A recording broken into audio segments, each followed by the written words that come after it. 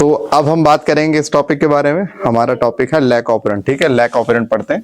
तो भैया पहले मेरे को समझा दो लैक ऑपरेंट होता क्या है। देखो ऑपरेंट का वर्ड जो है ये सिर्फ आता है इन केस ऑफ प्रोकैरियोट्स। किसमें आता है? सिर्फ बैक्टीरिया की दुनिया में इस वर्ड को यूज किया जाता है। इसके अलावा किसी यूकैरियोटिक सेल के लिए ये वर्ड यूज नहीं करते।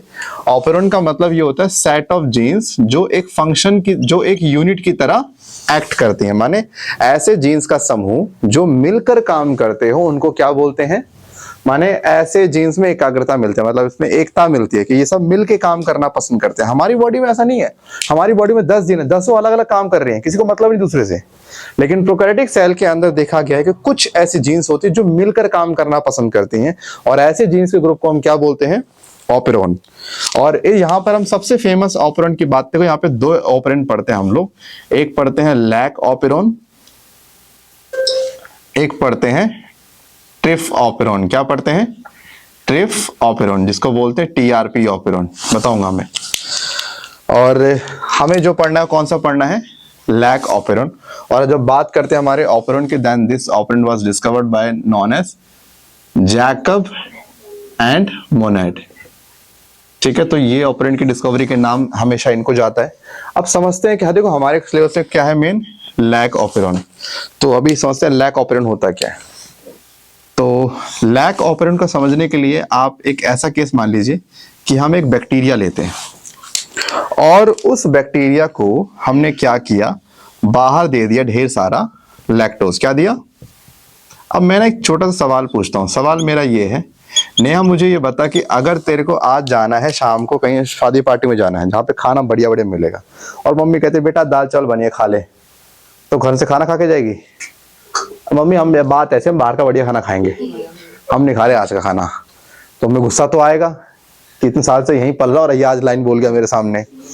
तो आप चले गए दोस्त की शादी में, भाई वहां पे अपना खाना पी के खा पी के आपको बढ़िया खाना मिल रहा है। अगले दिन फिर क्या हुआ? मम्मी ने कहा बेटा आज खा ले। आपने कहा नहीं मम्मी आज दूसरे दोस्त की शादी है।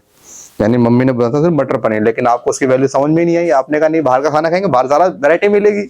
आपने अगले दिन फिर मना कर दिया। तीसरे दिन फिर क्या हुआ? मम्मी ने कहा बेटा आज बनाया मैंने मतलब जो भी तुम्हारी फेवरेट डिश है, छोले मतलब छोले भटूरे बनाए हैं। आपने नहीं बाहर खाएंगे। 4-5 दिन बनाएंगे, मम्मी का गुस्सा। फिर छठे दिन क्या हुआ? आपको का इनविटेशन नहीं था और मम्मी ने उस दिन क्या किया? सिर्फ नहीं खाना बनाया, कच्चे आटे की लोई रख दी और सब्जी बनाई नहीं। तो मम्मी ने कहा बेटा खाना खाए, मतलब उन्होंने रोटी सेक दी, चलो आप इतना खाया, लेकिन सब्जी नहीं थी, कुछ नहीं, सिर्फ चटनी थी और प्याज थी। अब उस समय आपको कहीं बाहर तो जाना नहीं, अब आपको वही खाना पड़ेगा, आपके पास ऑप्शन। यानी इंसान को जब बेटर मिलता है तो हमेशा उसी को चुनता है, वो उससे नीचे वाले को चुनता ही नहीं है। कहानी सेम ऐसी है। बैक्टीरिया को लैक्टोज दे रहे हैं, बैक्टीरिया के सेल में क्या है? ग्लूकोज। हमने कहा बैक्टीरिया भाई लैक्टोज लेगा क्या? कह रहा जान है भाई, ग्लूकोज इसके लिए क्या है? मटर पनीर हो गया, इसकी शादी के लिए खाना हो गया। और ये इसको हम क्या पूछ रहे हैं? हम बेसिक दाल चावल पूछ रहे हैं, तो ये दाल चावल लेगा थोड़ी। यानी जो ई कोलाई है वो हमारा लैक्टोज नहीं ले रहा है, क्योंकि उसके सेल में ग्लूकोज की बहुत मात्रा है। क्या कह रहा है? भाई सुन, अगर देना है तो ग्लूकोज दे, मेरे को लैक्टोज नहीं चाहिए। मैंने कहा अच्छा मेरे लैक्टोज की इतनी गंदी बेइज्जती कर रहा है? कह रहा हाँ जी मेरे को चाहिए नहीं तेरा लैक्टोज। अकड़ देख रहे हो, ग्लूकोज का ज्यादा इसके पास, किस चौड़ ज्यादा बढ़ रही है। अब सुनिए इसके अंदर हो क्या रहा होगा इस समय। अगर हम इस समय सेल को देखें तो हमें मालूम पड़ेगा इसके सेल में एक स्पेशल जीन का सीक्वेंस होता है, एक स्पेशल डीएनए होता है। सुनना, इसके पास ये जीन है पी, ये है आई, ये है पी, उसके बाद यहां पर क्या आ गया? ऑपरेटर, उसके बाद जेड, उसके बाद वाई, उसके बाद ए। ये मैंने क्या दिखाया? अगर आप देखोगे तो इस बैक्टीरिया में क्या प्रेजेंट होगा? डीएनए प्रेजेंट होगा। मैंने क्या किया? इस डीएनए का एक छोटा सा पार्ट जूम करके दिखा दिया और सिंपल तरीके से दिखा दिया। यानी ये इस बैक्टीरिया के डीएनए का छोटा सा टुकड़ा है। यहां पे ये जो मैंने लिखी है Z gene, Y gene, A gene, O stand for operator, P stand for promoter and I stand for inhibitor. क्या है? इनहिबिटर। तो किसका फोन बजा ये? नहीं, इसको भी और अलार्म बजाना है। सुनो, P स्टैंड फॉर क्या हो गया? प्रोमोटर। I स्टैंड फॉर क्या हो गया? इनहिबिटर कह लो या रेगुलेटर कह लो। ठीक है, प्रोमोटर और इनहिबिटर। और O स्टैंड फॉर क्या हो गया? ऑपरेटर हो गया। ये ZYA जो है इनको क्या बोलते हैं? Structural gene. याद है ना क्या होते हैं स्ट्रक्चरल जीन? सर जिनका आप आरएनए बनाओगे इसी को क्या बोलते हैं? Structural gene. वही तो मेन पार्ट होता है। तो ऐसा होता है जो ये आई जीन है, ये आई जीन एक प्रोटीन बनाता है जिसको बोलते हैं क्या? Refresher protein. क्या बोलेंगे? मैं इसको पूरा बोलूं, this is active refresher protein. This is active refresher protein. और इस प्रोटीन की जो बाइंडिंग साइट जो होती है वो किसके पास होती है? ऑपरेटर के पास होती है। ये जाके तुरंत ऑपरेटर से जुड़ जाता है। और जब ये ऑपरेटर से जुड़ जाता है, जैसे मान के चलिए कि यहां पर इस तरह से ये ऑपरेटर से जुड़ गया, ये सुनो। ऑपरेटर से जुड़ जाने के बाद मुझे बताइए कि आपको पता है स्ट्रक्चरल जीन के ऊपर जब आरएनए पॉलीमरेज मूव करता है तभी आरएनए बनता है। हमेशा आरएनए किसका बनता है? सर स्ट्रक्चरल जीन का। सर डीएनए का वो पार्ट जिसका आरएनए बनता है उसको क्या बोलते हैं? Structural gene. और स्ट्रक्चरल जीन के ऊपर जब तक आरएनए पॉलीमरेज मूव नहीं करेगा तब तक आरएनए बनेगा नहीं। अब मुझे बताइए आरएनए पॉलीमरेज डीएनए में कहां बाइंड करता है? प्रोमोटर रीजन पे। यानी कि आरएनए पॉलीमरेज कहां बाइंड करेगा? यहां बाइंड करेगा। कहां पर? प्रोमोटर पे। या सुनो, अब ये प्रोमोटर से आगे बढ़ना चाहेगा लेकिन ऑपरेटर क्योंकि ब्लॉक हो चुका है, क्या ये आगे बढ़ पाएगा? अब जब ये आरएनए पॉलीमरेज आगे नहीं जा पा रहा तो क्या ये वाला पार्ट ट्रांसक्रिप्शन करेगा? यानी क्या इस वाले पार्ट से आरएनए बन रहा होगा? क्योंकि ये वाला, ये जब तक इसके ऊपर से नहीं जाएगा तब तक आरएनए बनेगा ही नहीं इसके ऊपर। लेकिन बीच में एक ट्रक अड़ गया, यानी ये वाला जो जीन है स्ट्रक्चरल जीन, ये अभी एक्टिव है कि इनएक्टिव है? अभी तो ये इनएक्टिव है ना भाई। इनएक्टिव माने ऑफ है भी जीन, अभी सारी जीन ऑफ है, कोई काम नहीं कर रही। यानी जब तक रिप्रेशर प्रोटीन इससे जुड़ा रहेगा तब तक आरएनए पॉलीमरेज आगे जा नहीं पाएगा, तब तक ये जीन ट्रांसक्राइब नहीं हो सकती। अच्छा, इस स्टेट को हम क्या बोलते हैं? Switch off state. Switch off का मतलब है कि इस स्टेज में अभी क्या हो रखा है, जो स्ट्रक्चरल जीन है वो अभी काम नहीं कर रही। हाँ के ना? ठीक है। ये कब है? जब बैक्टीरिया मेरा लैक्टोज नहीं ले रहा। नखरे आ रहे ससुरे के कि मेरे पास तो ग्लूकोज है, मैं तेरे से क्यों लूं भिखारी? मैं रुक जा बेटे, 2 मिनट रुक जा, तू भी इधर अभी हलाता हूं, हवा में नीचे लाता हूं तुमने। अब क्या हुआ सुनो, अब मैं देखता हूं केस नंबर 2। मैंने कहा बैक्टीरिया में ग्लूकोज है, कभी तो खत्म होगा, कभी तो खत्म होगा ना। और मैंने उसका ग्लूकोज का सोर्स बाहर से कट कर दिया। अंदर जितना ग्लूकोज है उसी पे चौड़ में आ रहा है ना बेटा, कोई नहीं उड़ ले। एक समय ऐसा आएगा जब इसके सेल में ग्लूकोज खत्म हो जाएगा। अब इसको पड़ेगी एनर्जी की नीड। अब मैं चाहे जहर दूंगा वो भी लेना पड़ेगा क्योंकि इसके पास ऑप्शन ही नहीं है, नहीं तो ऐसे ही मर जाएगा। तो अब जब इसके सेल में ग्लूकोज जो है खत्म होने को आ गया, तो हमने जो बाहर लैक्टोज दिया है, तो जहां ये लैक्टोज को पहले कह रहा था नहीं नहीं मैं नहीं ले रहा, नहीं मतलब मना कर रहा था, अब इसे पता है कि भाई अगर अकड़ दिखाई तो मारा जाऊंगा, तो क्या कहेगा लैक्टोज? भाई तो अंदर आ जा। और लैक्टोज को लाने के लिए वो स्पेशल गेस्ट को भेजता है इकोलाई कि जाइए उसको अंदर लेके आइए। और गेस्ट का नाम सुनो क्या है? परमीएज। परमीएज नाम का एंजाइम है जो लैक्टोज को बैक्टीरिया के सेल में अंदर लेकर आएगा। और जैसे ही बैक्टीरिया के सेल में लैक्टोज की एंट्री हुई, अब सुनना क्या होता है। देखो लैक्टोज जब नहीं आया था तब पता क्या होता, अब लैक्टोज जब आएगा अब सुनो अब क्या होगा। पता है कि जैसे हमारा बाहर से लैक्टोज आता है तो लैक्टोज की बाइंडिंग साइट पता किसके पास होती है? इस प्रोटीन के पास होती है। ये मान लो ये हो गया प्लस चार्ज, जो हो गया माइनस चार्ज। लैक्टोज जैसे ही सेल के अंदर आता है तो लैक्टोज की बाइंडिंग साइट किसके पास होती है? रिप्रेशर प्रोटीन के पास। ये तुरंत जाके इसके साथ जुड़ जाता है। जैसे ही रिप्रेशर प्रोटीन से जुड़ता है, रिप्रेशर प्रोटीन का स्ट्रक्चर चेंज, और जैसे ही इसका स्ट्रक्चर चेंज हुआ, अब मुझे बताओ ये जो प्रोटीन है ये ऑपरेटर को छोड़ेगा कि पकड़े रखेगा? छोड़ना पड़ेगा ना भाई। आप सोच के देखिए कि कोई भी चीज किसी को कैसे पकड़ते हैं, जब उसका जब लॉक होता है, प्रॉपर लॉक होता है भी तो उसको पकड़ता है ना। अगर कोई इससे बाइंड कर जाएगा तो उसका लॉक ढीला पड़ जाएगा, ढीला पड़ते ही इसको छोड़ देगा। तो जैसे ही लैक्टोज इस रिप्रेशर प्रोटीन से बाइंड करता है, वो तुरंत उस रिप्रेशर प्रोटीन को वहां से हटा देगा।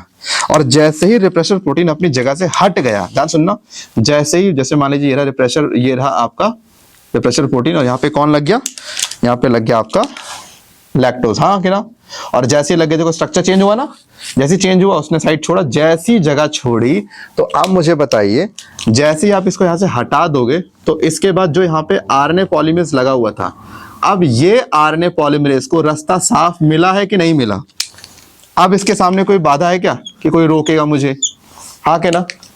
अब इस आरएनए पॉलीमरेज साफ पता है कि भाई अब मुझे रोकने वाला कोई नहीं है, मेरा रास्ता साफ कर दिया लैक्टोज ने, तुरंत ये मूव करेगा जेड के ऊपर, वाई के ऊपर और ए के ऊपर। यानी जेड वाई ए की जीन अब क्या बनाएंगी?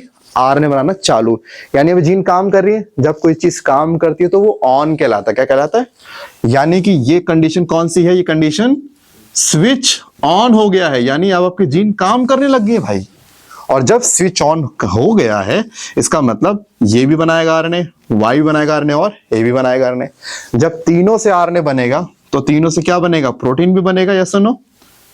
आरएनए तो बनाता है ना, प्रोटीन और कौन बनाएगा? और प्रोटीन बना तो वही प्रोटीन क्या बनता है आगे चल के? एंजाइम। तो सुनिए, जेड वाला बनाएगा एंजाइम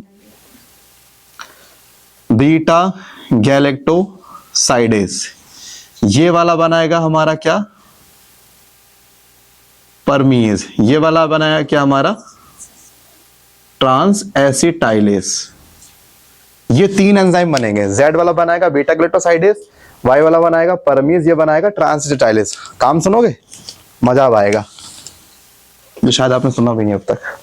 बीटा ग्लूटासाइडेज जैसे मान के चलो 1000 में से 10 लैक्टोज बाइंड करते। कितने करते?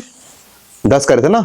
990 बाकी है। सुनो, लेट सपोज ये उन 990 लैक्टोज को पकड़ता है धराबे, और क्या करता है? जैसा चलो मान के चलो 990 में से लेट सपोज इसने 50 या 500 को तोड़ दिया। 500 को इसमें तोड़ दिया इसने, ग्लूकोज और फ्रक्टोज में। बीटा वाला काम क्या करेगा? लैक्टोज को ब्रेक करेगा ग्लूकोज और फ्रक्टोज में, ठीक है। और जैसे जैसे लैक्टोज को ब्रेक करेगा, जस्ट इमेजिन, जैसे जैसे लैक्टोज को ब्रेक करता जाएगा वैसे वैसे रिप्रेशर प्रोटीन फ्री होते चले जाएंगे और जाके किससे बाइंड कर जाएंगे? ऑपरेटर से। फिर से ब्लॉक कर दिया, यानी फिर से ट्रांसक्रिप्शन स्टॉप। अब फिर से जब बाहर से कोई लैक्टोज आएगा, लैक्टोज फिर से बाइंड किससे करेगा? रिप्रेशर प्रोटीन से। तुरंत उसको वहां से हटाएगा, तुरंत ट्रांसक्रिप्शन स्टार्ट। उससे क्या बनेगा? बीटा ग्लूटासाइडेज, परमीज और ट्रांस एसिटाइलेज। बीटा वाला किसको तोड़ेगा? फिर लैक्टोज को। लैक्टोज खत्म करेगा, फिर से रिप्रेशर प्रोटीन वही बाइंड करेगा। हाँ के ना? ये मैकेनिज्म चलता रहता है। अब इसके अंदर जो हम जानते हैं बीटा का काम क्या? Break down of lactose.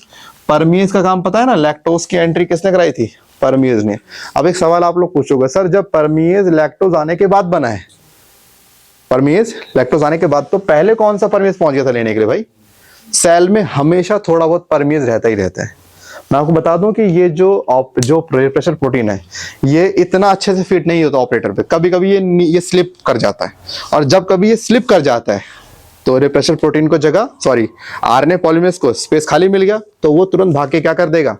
Transcription कर देता है।